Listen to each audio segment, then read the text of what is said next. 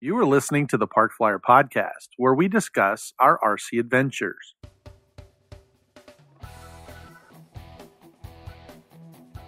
Welcome to the Park Flyer Podcast, where we discuss the ups and downs of the new RC Flyer. Join your hosts, Michael and Jay, as they take flight at the park.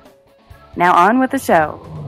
Hey everybody, welcome to the Park Flyer Podcast. I'm Michael from Arizona. With me always is my good friend Jay from the hills of Texas.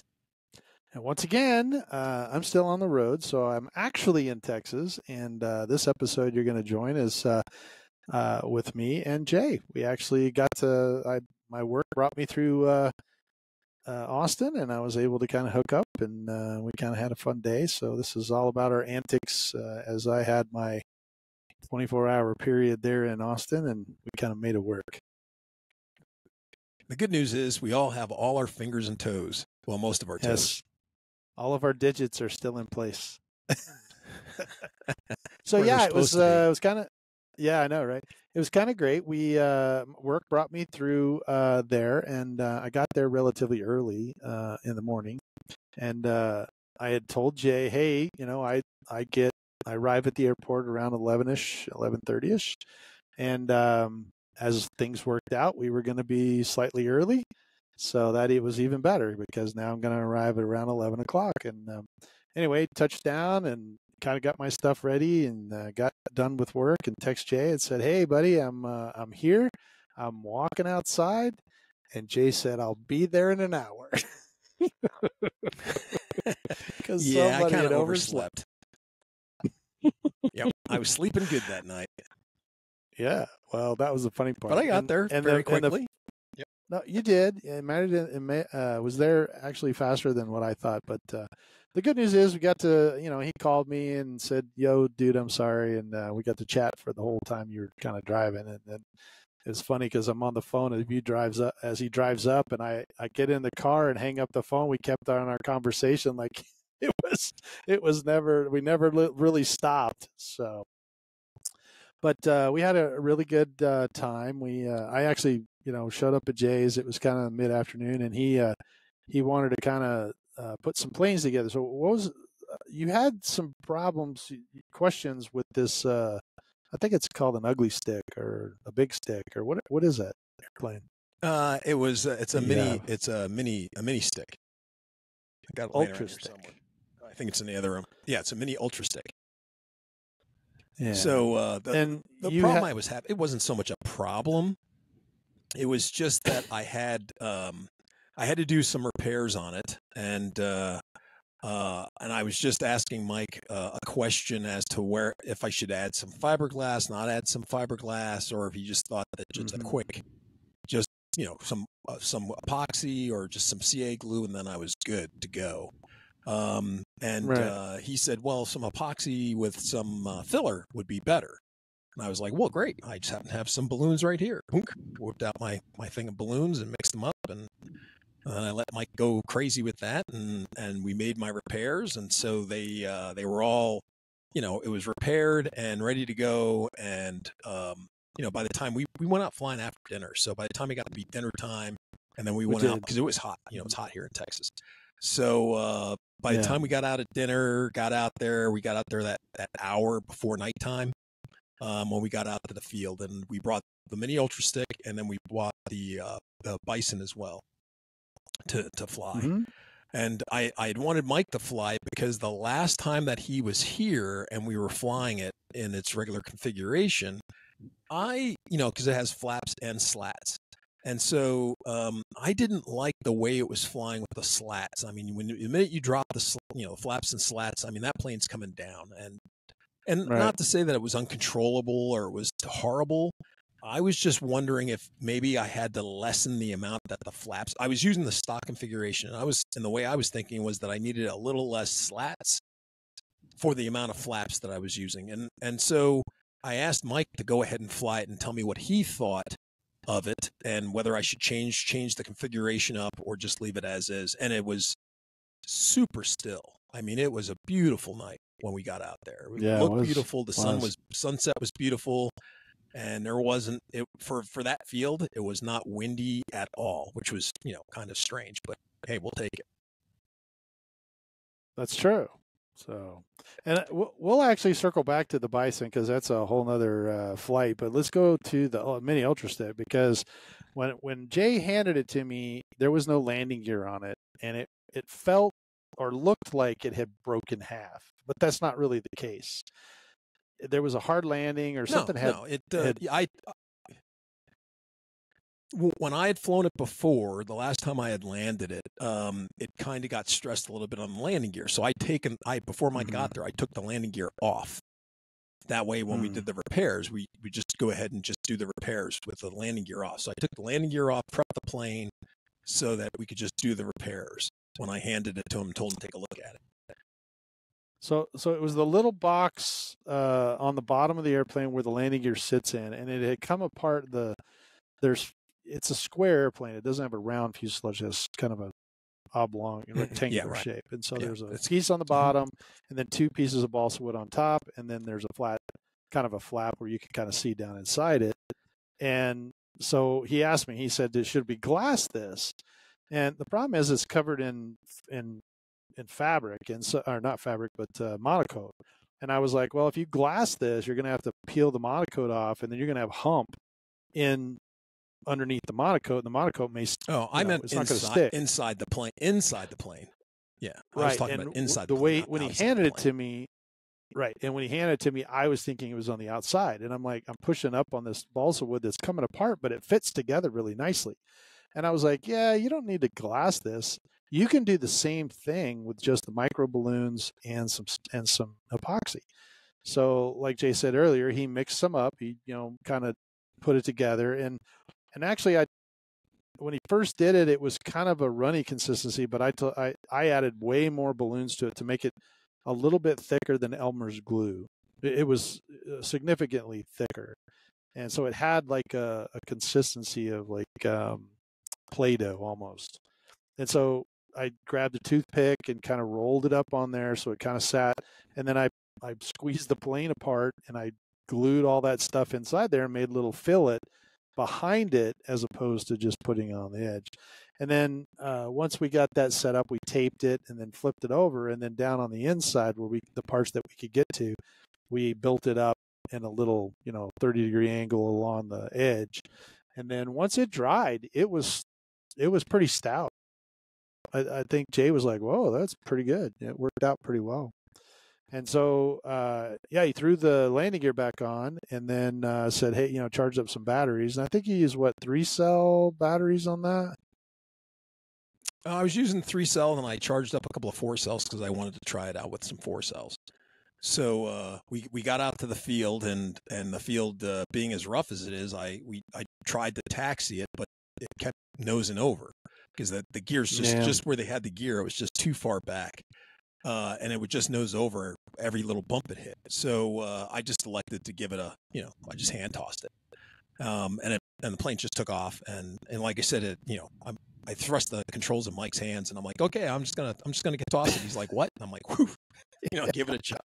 Nothing better than getting your friend's attention, just chucking that plane. You ready? Yeah, especially when I'm standing there like, which way to on 3 it's in the air. That's about the way it worked too. So so he didn't panic. Nothing wrong went and flew the plane around. I also so this was kind of a double trouble type of thing. So not only was I just getting the plane remade and to fly again, I was also testing out a receiver that unfortunately when I was flying with my buddy Jim the week prior in his Dolphin, and we had this mishap in his Dolphin destroying the plane.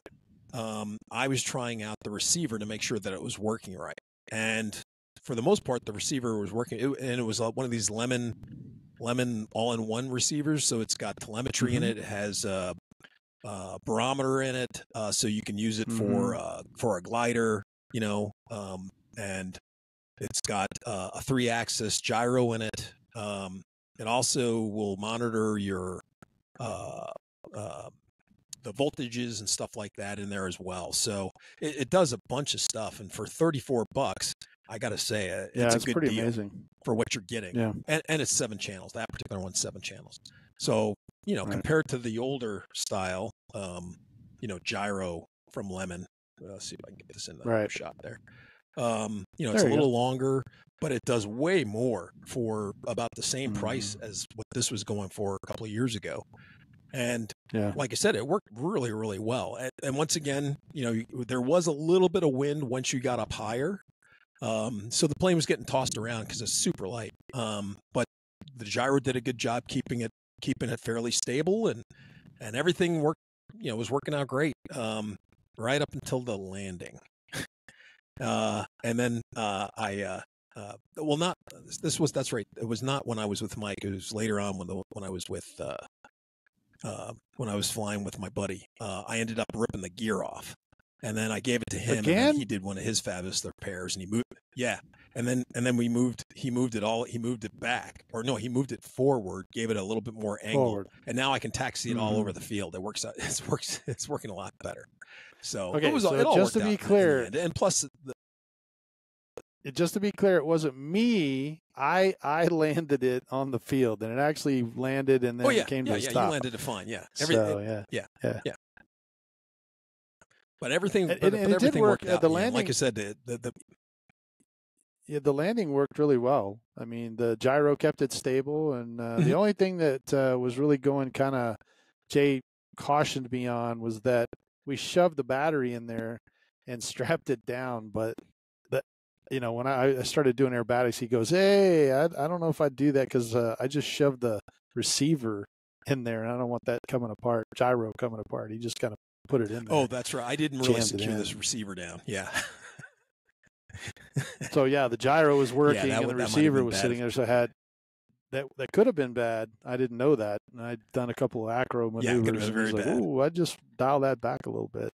So, but it flew really nice, and it when I brought it in, the last I saw it when I left there, it was all in one piece. So I didn't realize. Well, that, yeah, it was you'd in one gone piece, but and flown again.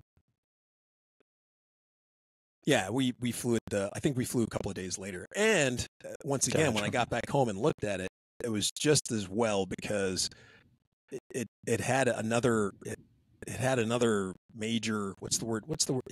We didn't have a mishap, but we had the potential to have a major mishap, and that was because the wing, the wing's bolted on, and the two up in front, has a wing saddle for the and two slots that are in the wing that go into the wing saddle that keep it secure, so when stuff broke, it actually broke all the way up there, and it separated along the sides because that, like I said, the way the landing gear was sitting in there, it had broken the sides of the fuselage free from everything.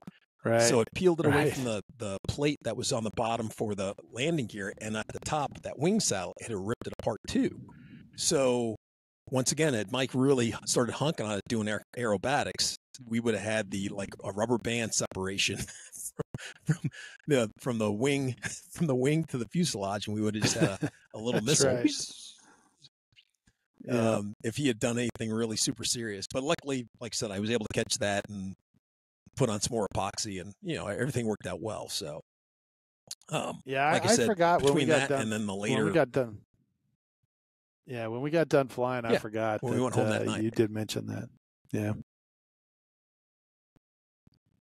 Yeah. So it all worked out. It did work out. So, all right. Well, good to know. And then, so after we got done with that one, and I think, did I fly it on a 4-cell? Or was it a 3-cell? You never got a chance to fly it on the 4-cell. It was just 3-cell. Because it was getting dark. That you were there. Okay. So it was kind of getting dark, and he's like, "Hey, I got the Bison, and it's got lights, and let's fly this one since that one flies good." And we knew it was not a receiver problem, and it's just kind of that. Yeah. That's a dark red, and you just really couldn't see anymore. So the Bison we put together, or Jay put it together. It had all the lights on it, and Jay's like, "Here you go." He thrust the controller in my hand again, said, "Knock yourself out." So I took off and flew it around, and that's the first time I've flown it since its maiden, when I flew it. Maiden, right? When your birthday was around, and so anyway, on a super we gusty flew it, day, and with a super heavy 6-cell battery. Because that's right too. We had that. We had the big chunky 5,500 milliamp 6-cell, and it was just felt like a rock flying around up there. So Jay has been experimenting in some of our last podcasts. I think he talked about going to a 4-cell, changing the prop, and now he's kind of settled on a 5-cell and the prop combo to make it a little bit better. And so he's like, here, I'm not going to say anything. You fly it and you test it out, and let me hear what you had to say. And so it was. I will tell you that it took off just beautifully. I had about takeoff flaps in there, which does have a little bit of slats. The airplane took off in just a matter of feet. It didn't take a long takeoff roll at all. Got it up airborne. The lights were fabulous. You could see it. I flew it around. I think I did a roll or two, and it was kind of out of trim. And so as I was flying it, Jay's like, "What do you need?" And I told him, I said, "Well, I need this, this, and this." And he kind of gave it to me where I could actually get it flying level and then kind of tweak it. And finally, I got it where it was flying hands off, and it flew great. I mean, I was really surprised on that configuration with the 5-cell and that prop combo, how well it flew. And so I kind of flew it around a little bit, and then he goes, "Okay, go ahead and come on in and land." And so, I did the downwind to base final, and then I went ahead and added the full flaps. And when the full flaps come out and the slats come out, the airplane definitely pitches nose down. But with the way that we normally fly with the longer approach, you go out a little further, come down, and then you kind of fly this 3-degree to the floor, to the ground, which was what most of the time Jay and I have been doing. That this is a little different, because if you did that with this one, it just falls, and you got to be at about, what did I say, 33%. About somewhere about in there, I think. Yeah. So about 33% or a third of power, and so you're actually slowing the airplane down, but you're dragging it across that area as opposed to letting it just come down on its own. Which I think a lot of times flying electrics, you can come to idle power and just kind of coast it in. But this one definitely flies like a stall aircraft, right? Like a short takeoff and landing airplane. It's got a lot of drag, and those flaps are huge, and those slats, create even more lift at a way slower speed and at a much steeper angle. So the first time I came in there and threw it all out, I was like, "Oh yes, right on. This is awesome, right?" And Jay's like, "Really?" He's going, "You don't think that's just coming?" I'm like, "Well, you have to do it closer to the runway, right? So your pattern isn't as big as what we've normally been flying. It's very short." So I took off, climbed real hard, made a turn, and then I just pulled the power off, and then it turned in and like right at the edge of the field. And of course, when you come down, it's coming down with a nose down attitude. You have to add power to get the nose kind of up, because you've got elevator and you're adding that power to keep it in there.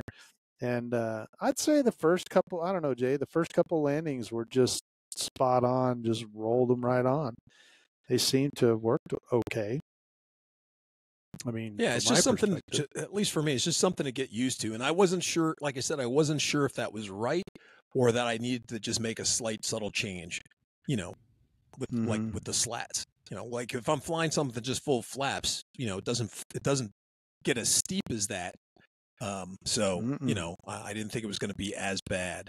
But anyway, it was, like I said, I just need to have a second opinion of somebody else flying that's flown something similar plane like that, and definitely helped with the experience that you had. And then you were just like talking me through it, and I was like, okay, well, now that I know what to do, or that this is normal, there really wasn't a need for me to change anything. So, but a couple of times, like I said, it's really cool when the wind does come up and it's really windy. I just like how you can, drop this thing like a rock, from 100 feet. It just kind of comes down. I'm coming down now, straight down. I don't care about the wind. And, so now that I'm used to it, it's fun. It's a fun plane. And, I do have to admit that once I have to admit that I had I did have a bad landing. Most of my landings were pretty decent, but that one was really kind of a bouncy. And Jay's like, "Oh, you got to go around and do that one again. You can't leave on that time." But the problem is it was dark by that time. And all you could only see the lights. You couldn't see the airplane itself. Yeah, that's true. That was pretty funny. And it was just in that hazy, grazy, everything's getting gray and monotone. The fields now when you dropped it below the trees. On itself and your depth perception. Yeah, and you lost your depth perception. You're just like, okay, is that? Yeah. How far away is that? I should have that. And once again, that gear works really, really, really well. And those balloon tires with the gear. Oh yeah. Yeah. So if you hit harder or you come in a little fast, man, you will have a bouncy time. So but that was fair. That was fair. I mean, for difficult like landing on a pogo stick. And plus those lights. Yeah, right. And those lights are super bright, man. So you got that super bright lights. That if you stare at them too long, you'll be seeing spots. It's getting dark and everything's kind of melding into each other, and then you're looking at that bright light, then looking at the field, which is darky dark. You're like, huh? Just getting the squint vision on. Oh man. Yeah, it looks about right. It was fun. That's a foot. No, you're 30 feet in the air. Yeah, it was pretty fun. We flew it around a couple times around the pattern, and we did some. I think I landed it without flaps and half flaps and full flaps, and so we kind of got the full gamut of it. And by then it was dark. It was dark enough that I started. Okay, this isn't. I'm not Barry. I'm not going to fly in pitch dark at midnight. Like he flies his L-39. His I've seen him actually fly his EDF in pitch dark. I'm just like, I don't know how you do that, but I'm not willing to take the risk. And I wasn't going to risk Jay's airplane on top of that. So, but it was great. And, we had a really good time. We went back to the house, and Jay, oh my gosh, he made me this. He said, we got to end the night with a treat. And so he made this waffle. What it was, a waffle ice cream sandwich. It was amazing. Yeah. I don't even. Not good he if was you're like on in a there diet doing or something have in the kitchen. diabetes. No, it was definitely a diabetes injection. That's for sure. So, but it was a good time. I mean, unfortunately, it was really a quick, kind of stop by, and but we did get a lot of stuff done. I mean, probably more. So. Oh yeah. I've been there where we didn't get as much done. Too many games or whatever, but we did get some stuff done, and we did get to go out and fly. It was a beautiful night. Well, we didn't play any games at all, so there's the key. No, yeah, that's what I'm saying. We got a lot more done this time because we weren't goofing off. I know a lot of times when I arrived, we were like, "Hey, get the Xbox out and start playing games," and forget all about building airplanes till like 2 a.m. So. And the unfortunate thing too is that I had to be back at work at dark 30. So unfortunately, Jay I had to get him up, and I had to get him up at dark 30. And you didn't have to get me. I was already up, ready to make breakfast, and you didn't want to eat breakfast. Come on, that's true. I was ready to go the next day. That's true. I know you were probably crashed hard when you got back home, though. Well, the good news is I got the we old were lady able to kind of hang out. Yeah, that's true too. The good news is we got to hang out, and Shannon is going to be back with us next time too. He was able to go to Hawaii, and I think they did some special stuff over there. I'm not sure it was RC related, but we're looking forward to having him back in town. And having said all that, this episode is coming out right about the time that the fires are going on as well. And so we want to reach out to all the people in Maui and let them know that we're thinking about them. So, and then I think also, if you listen to our podcast, we have a couple of new subscribers, and it's been awesome that these guys have, reached out to us and subscribed to our YouTube channel. And that always helps us out. anytime you subscribe or send it over to your buddies. I have a friend of mine that I work with, and he and I have kind of flown together a couple times. And he was telling me that, he was asking me again. He's like, "Hey, man, I need your, your podcast again." He said, because I've got some friends that fly RC, and I was like, "Oh, perfect." And I was like, "Well, give them the website. Here you go. Tell them there that we would love to have him over here." So Spencer Darden is one of the guys, and he I think actually lost his wife a while back, and he's trying to get back into the RC world. So we want to give him a shout out. And then Jason Allis, I think, is also one of the guys that he sent over to us. So we love it when new people come and want to give them a shout out, because both of those guys are trying to, they're big into RC, or at least trying to get back into RC. And we love it when we have listeners that are, kind of circling back around and trying to become part of our community. So shout out to those guys. And if you're ever in Arizona, look us up. And I'm not there right at the moment. I'm still out traveling, but when I get back next month, then we'll in the alternate location. I am in the alternate location. I am in Texas still, in West Texas, not close to Jay, but West Texas is my folks. And trust me, I've been doing a lot of stuff here, man. There's so many projects going on here. I haven't had a chance to breathe, but I was able to stop what I was doing and get with Jay and do a podcast. And we always excited. Well, you're not all you, red. I figured you were going to be all red and be have all this red cake dust around your neck and on your face and stuff from being outside. And it's there. It's digging like ditches and what you've been. I'm gonna tell you, it's like being on Mars. The dirt here is so red, and they're out in the middle of nowhere, so it's like you can see for miles. But I was helping my dad today. We were doing some electrical stuff, and I was wearing flip flops, and I walked because it was so freaking hot. I walked out there and I stepped in this sand, and it just filled. My foot sunk, and oh my gosh, it was so hot. I just started jumping around. I'm like, oh, ow, ow. And my dad's like, "What's the matter with you?" And I go, "Dude, this sand is hot." He goes, "Well, go put some shoes on." I'm like, "No, that's even going to be worse, because now I'm going to have sand in my shoes." So anyway, if you're in West Texas in the Lubbock area, man, there's some red dirt out here, but it's almost like living on Mars. But it's a fun time, and it's good that I get to spend some time with my folks. They're getting older, so. And I just actually, when I was in there last night after dinner, I set up the podcast on his phone so that it comes up automatically now, and it'll say because he has hearing aids and he can hear it on the hearing aid. So I walked in, I was messing with his phone, and I just put our podcast on, and he was sitting there, and he's like, "Hey, this is you in my ears," and I'm like, "Yep." So then he was trying to figure out how to turn the podcast off. It was pretty funny. So maybe he'll be able to listen now that it comes up on his phone. So I am.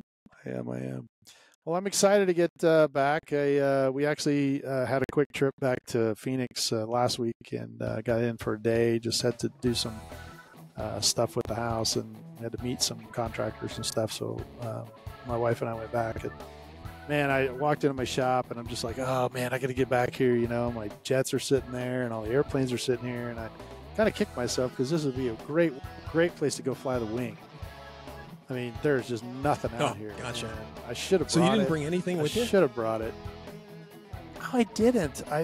We just ran out of room, and I didn't want anything to get broke or crushed. How much room does a wing take? And 34-inch wing take? It doesn't. It's not the wing. I know. I should have brought the wing.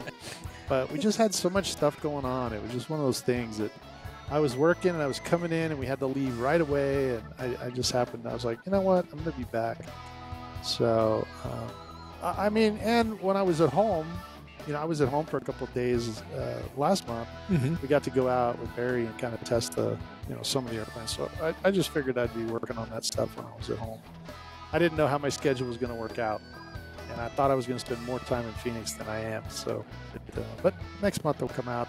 It's still super hot in Phoenix, and nothing I can do about that. So, But anyway, I'm kind of surprised you didn't bring your you get to fly resin your printer stuff. with you too. No, that's true. Just like when I come out to see you, I fly yeah. your stuff. So. That's true. Well, we have run out of time, so I'm going to let Jay go. We do appreciate you listening to us. Check us out on YouTube at our Park Flyer Podcast YouTube page. Subscribe, give us a thumbs up, like us. That's all the things that we'd like to ask you to do. I know it's towards the end, but it helps us out. We welcome our new listeners. Also, you can jump on the website at parkflyerpodcast.com or our email is parkflyerpodcast@gmail.com. I think we have a Facebook listeners group as well. So check out one of those and give us an email, give us a shout. Let us know what you want to hear. We're going to be back with Shannon probably next 2 weeks. And we'll hear how his trip went down in Hawaii. So I don't know. I'm Michael from here in Texas. And this is Jay from the hills of Texas and not the red dust bowl of Texas. I know, not the Martian landscape.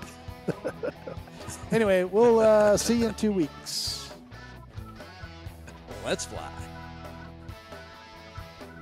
You have been listening to the Park Flyer Podcast. Thank you for joining us, and we look forward to your next visit. Please give our show a star rating and review, and feel free to email us your questions, topics, or suggestions to parkflyerpodcast@gmail.com.